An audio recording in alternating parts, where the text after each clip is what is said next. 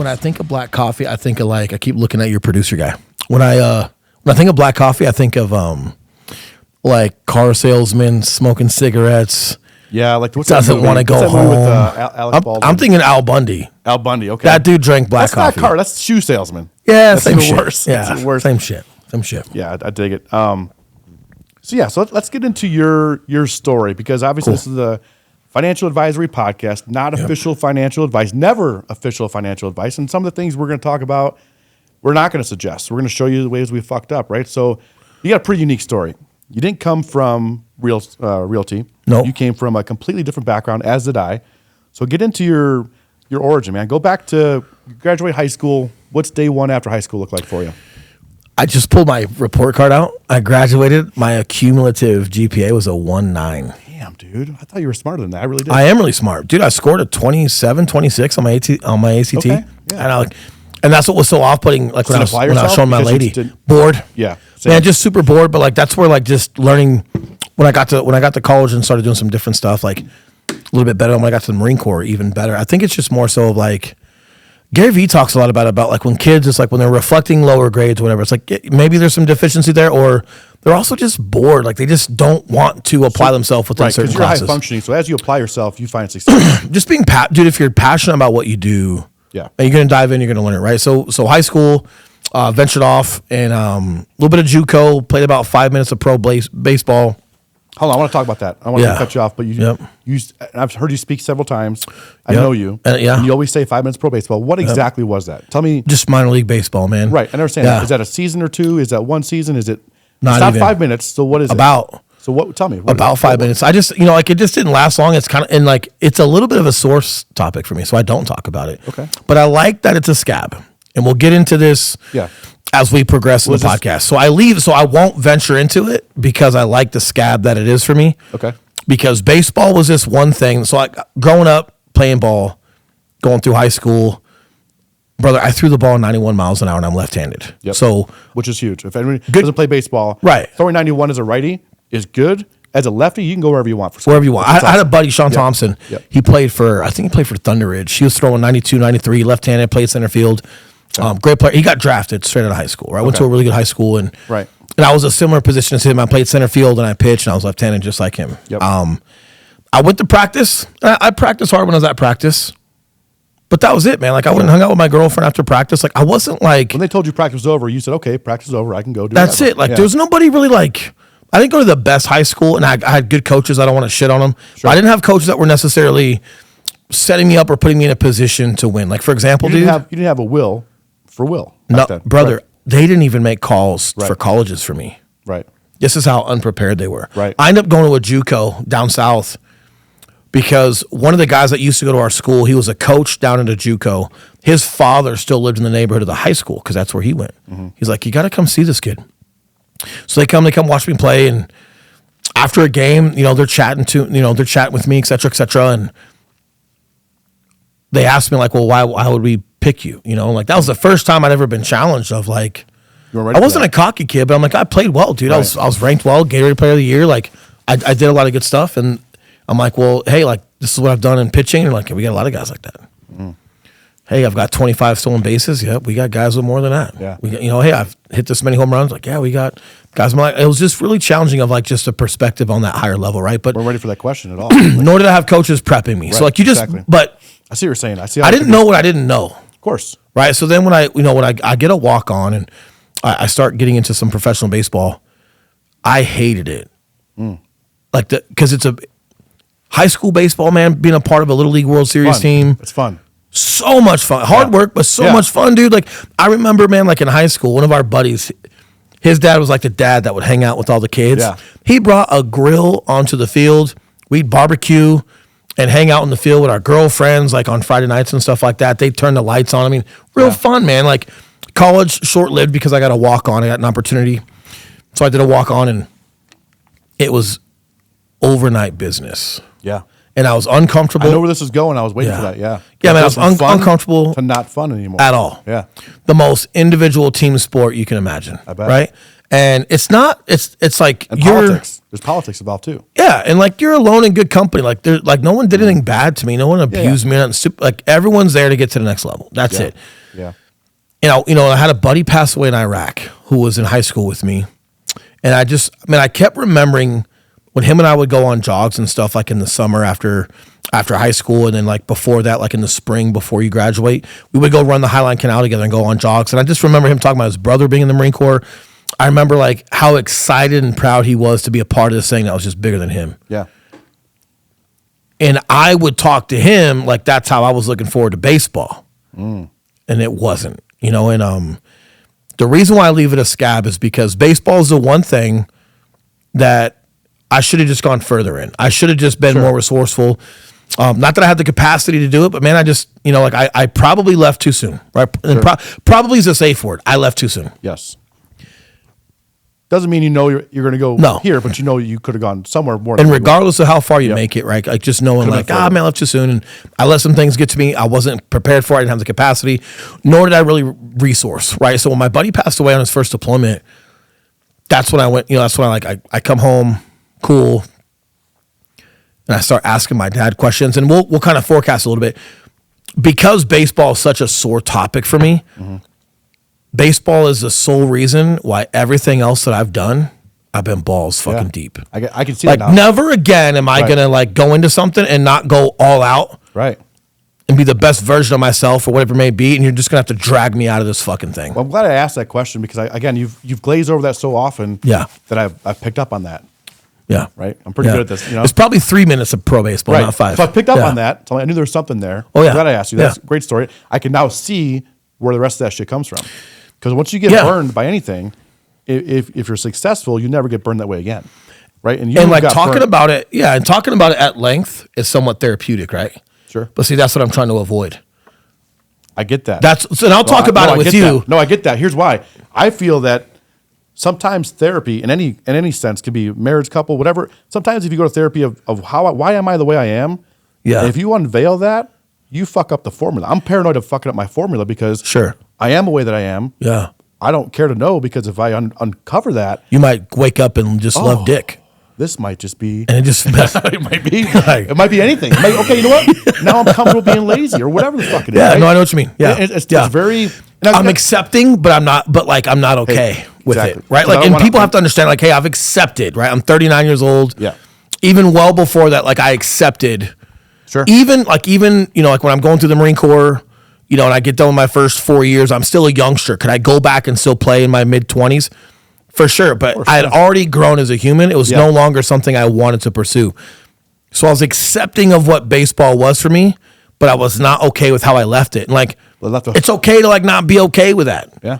And talking at length with, and I'll talk with you obviously, but like the reason why I don't talk at length when I speak on stage, the reason why I don't talk at length on my own podcast with other folks is like, I don't need to rationalize nor hear everyone else's opinion about it. That makes me more and more okay with it. I don't need to be okay with it. Don't worry, Will. I'm accepting of it because it's over, it's done with, but I'm not okay with how it ended. Yeah. And I'm okay that I'm not okay about it because it's a scab that stays there that just, it makes everything that I do now relevant. We're all inspired and then motivated by something. Sure. And if you don't have that, you don't have what we have. No. Right? So we need a version of that. It's a blessing. Dude, like people don't change until it's too painful not to. I talk about that a lot, right? So like that's my own version of like just keeping some pain relevant that makes sure like if I say yes to something, it needs to be to a certain level of professionalism and capacity and commitment or I'm not going to say yes to it, right? Yeah. So getting back into like, just I guess my story. Yeah.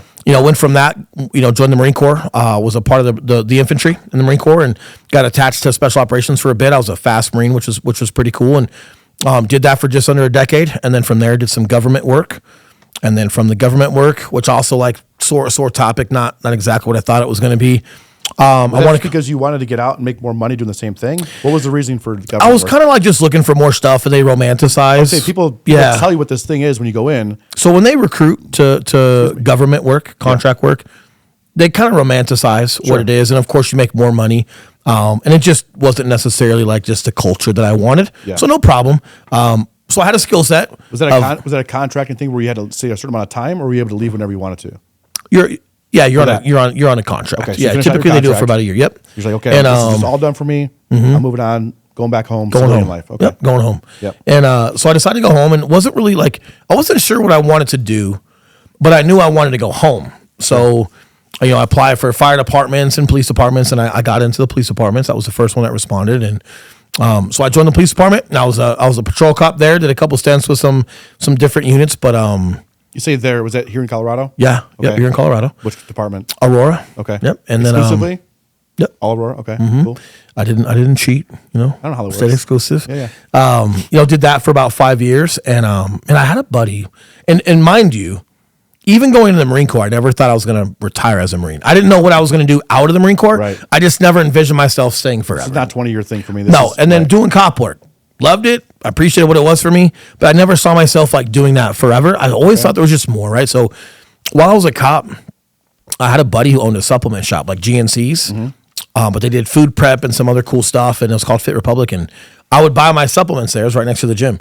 Him and I were friends. We'd always talk about fitness and stuff, and my fitness was always mental. It was always, I'm in there for a different reason, not just for the aesthetics, but different reason. And he loved it, man. He loved some of the leadership stuff we would talk about. He'd pick my brain on leadership because of my background. And one day he was just like, hey, man, like, you ever thought of doing this stuff? And I was like, yeah, actually, like, I have thought of like just different things outside of the police world. I just, like, I don't know what that looks like for me. And because I'd been in that type of work for so long. And he's like, well, look, man, I started asking him questions, the following weeks. And I said, what do you think about me or this and that? Wasn't asking for a job. But he's like, Will, I think whatever you do, man, you're going to be successful. It's just a matter of what, where your heart's at with it. And it must have been maybe 2 weeks after that, we started talking about me coming on and being number 2 in his company, the director of operations. And man, we grew his franchise. He had already had a franchise, so I was coming in. Look, quitting being a police officer. Yeah, it was not good, like man. any other job, or do they hold you? Yeah, great question. You got a gun, you got a badge, you got some authority, you got some cases probably pending, right? You still get, whatever subpoenas you'll still have to serve out. Even as, let's say you quit, right? And you work at Fit Republic, you walk in. Yep. You were the cop on that case at the time, but now you work at Fit Republic. Is it the same? For the most part, they'll just put another officer on the stand that's still currently an officer, depending on, what your level of involvement was for that call. They might still subpoena you to come back because you're a witness, or your testimony from being an officer still matters. So like for some reason, you're still on it. Yeah. That job just seems a lot harder to quit than quitting another job. It wasn't that, man. Going and testifying in court was easy. Like, what was hard is I resigned on April Fool's Day. That was cool. That's funny. I got a good time with that, and like April 2nd. Well, still gone, I remember I called in sick, and this is where I knew I was getting burnt out with the job. Because I called in sick, and I ended up going to a football game with a buddy, and just kind of like a mental reset, man. But I didn't call it a mental reset. I called in sick. We had enough guys on the squad or whatnot, and man, sergeant calls me in the office. He's like, man, I know you weren't sick, so he writes me up for it. And really? Yeah. And they send you to IA, internal investigations or whatnot for it. Because it's it's an offense. I know you will. I know you weren't sick, or I saw you at the game. I just don't want to get into any drama. That's fair. The bottom line is I wasn't sick. I called in sick, right, for my accountability. So they send you to IA, and it's not a big deal. They're like, hey, you called in sick. Yep. Yeah. Were you sick? No. And then they punish you based off of other guys that have done it. If you lie and you try to just get committed to, no, I was sick, I swear. Yeah. No, because now they're going to get you on an integrity violation. You're a liar. They'll fire you, man. So, you just got to, dude, you fuck up, you make a mistake, call it like you see it. Sure. So guys that were equivalent to me calling in sick were you get a day off without pay.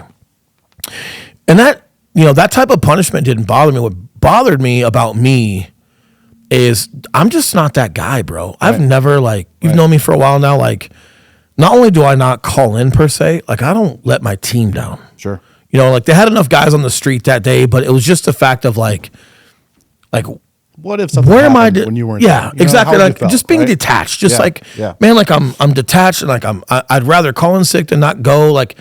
It affected me because of my reputation from the Marine Corps. It affected me from my reputation as a cop of just, man, am I getting, and dude, being a cop's one of the hardest fucking jobs there is, buddy. It's those guys the good cops don't get enough credit. I agree. For what they do. And side note, super interesting, right? You'll go through psych evals to become a cop. Okay. But then they don't require those throughout the years. Ooh, that's a good point. Okay, so you give me a psych eval when I first get in. Yeah. But then I could go 20 jobs that affect you. And then you go through call after call after call after call, and I could go 20 years without another psych eval. You don't think there's something going on with things like you don't think suicide rates, think that's probably alcoholism, due to the fact it's hard to get cops anyway? No, you can mandate it. It's not a democracy when you're a cop, man. You got to do what you're told. But if you already have a hard time keeping a referral, no, it doesn't matter. I think I agree they should. You got to get better at recruiting. Well, we could get into that I agree. too. Yeah. What I'm getting at is, do you think that's a cop out for them to say, well, it's already hard to keeping guys. Maybe we should make it. I don't know. Here's what I will say. It doesn't matter. I agree. Because who you are, like, so when I first went in, right, like you're 28 years old, whatever it is, right? Like the job is going to affect you significantly more than anything that's happened to you prior to being a cop. So why wouldn't you maintain psych evals every 1 to 4 years? Well, think about and this. just making sure guys are okay. And like, of course they have volunteer, counseling that you go into, but there's stigmas on that, man. No one uses it. I'm 37. Who I am when I was 27 and 37 without being a cop is different, right? Right. I had a different job that changed me, but it's as a man you grow.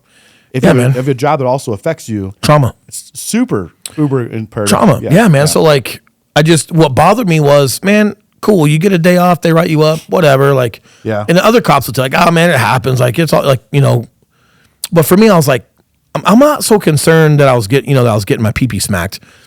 I was more concerned with like, I'm not that guy that does that. Yeah. And it's like, hey, What if happens I'm next? not, What's the next thing I do? and I just had a conversation with myself. I was talking to my dad about it, and like I was kind of like deflecting a little bit and pointing fingers at things I didn't like about the department. Yeah. Or just police work in general, but I guess specifically about the department. And my dad was like, look, man, you know what this is? Nobody's bigger than the institution. You see your future. You see what that looks like. Like, look, man, like understand how to be diplomatic and get in where you fit in and do a good job, or grab your balls and go do something else. Yep. And I was like, man, what an interesting concept, because I was single. I had no kids at this point. I was 30. And what kind of like tipped it was, man, I'm just not in it anymore. Like I've been running and gunning from the Marine Corps to government work to fucking police work. It's like I've been running and gunning for a long time. Just shooting people all the time, man. No. And like, it's like if I'm getting to a point where I'm calling in sick, but I'm not, it's like, hey, that's not a huge deal, but that's a crack. You've now made that acceptable, right? Yep. So it's like, nah, man. What's next? What's the next crack? What's the exactly? Next? And dude, I was so excited to work with my buddy Kurt at Fit Republic. It was like, dude, I sold my stuff off. I was co-renting this house with a buddy of mine. Kurt came over, dude. We packed my shit into his fucking truck, and he threw me on his couch in his basement. And he's like, all right, like we're doing it. He's like, look, we're doing this. He's like, I got enough money to pay you for maybe 3 months, maybe. But if you don't increase sales within the company, there's nothing to pay you with. Right. And for some reason, man, I liked that. Like it lit a fire under my belly. I was passionate about fitness. Certain people are wired that way, where that inspires them versus scares them, right? And there's fear to it too. Well, but you feel alive. It scares them to the point of frozen. Right? Some people are frozen by fear. Some people are excited by fear. Yep. It's still fear. It's how you react. It was awesome. Yeah. And like, man, I can't tell you how happy, and maybe happy is not the word, just at peace I was. Like when I would lay down at night in his basement, I'm living out of a duffel bag, just with my gym clothes and a couple jeans, whatever. I got this little mini fridge in his basement and a little bathroom, right? And like I lay my head on the couch, and just like after working a hard day, whatever, like at peace with like my path. Mm-hmm. As in, I'm not making any fucking money yet. I got a lot to figure out, but like, dude, those were some of the best nights of sleep I'd ever got. Yeah. Like, I just felt like, man, I'm not sure if I'm going to be here forever or not, but I felt like I was pursuing something that was just more, more fitting. And that was fun too, man, because my mom, she passed away last year. Biggest fan, right? So like, love my mom. And my mom, I was like being witty. We were at our cabin in Estes Park, and I said something. I was kind of witty, and my mom laughed, and then she cried.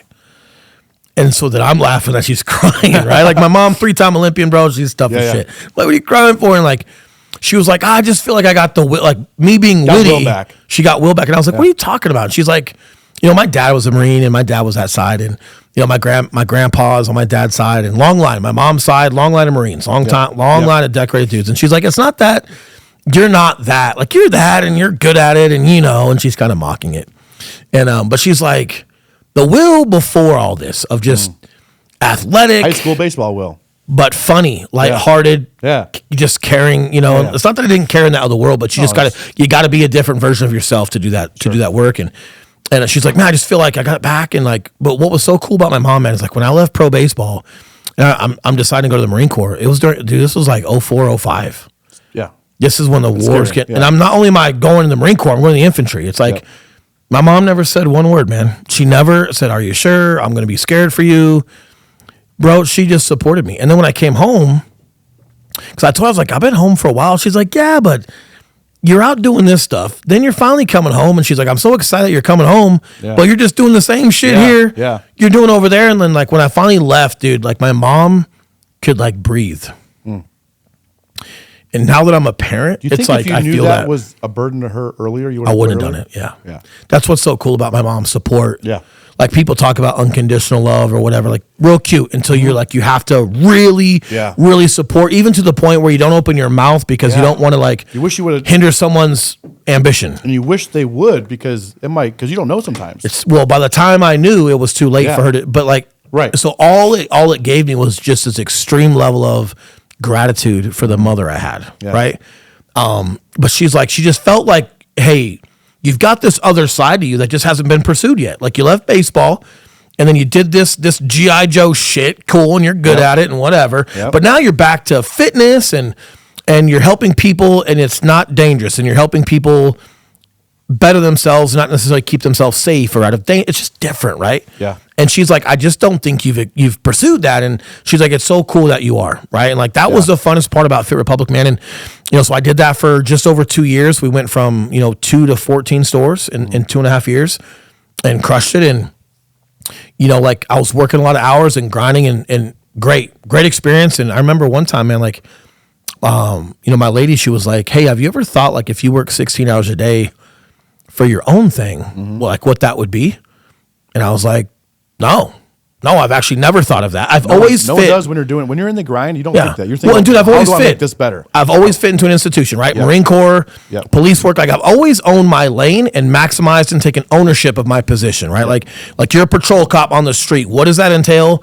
What do you need to be proficient at?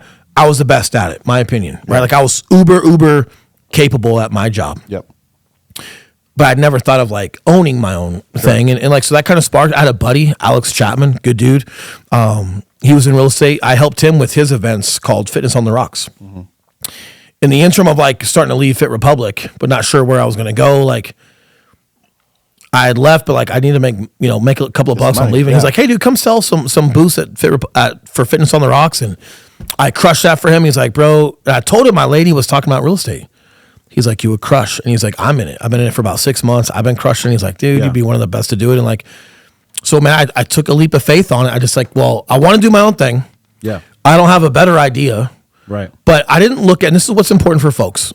I've never been worried about status. And I've never been worried about title. Like, I don't care what, like you want to give me some director of operations, some CEO. That's why that fucker's founder thing on his Instagram fucked with me.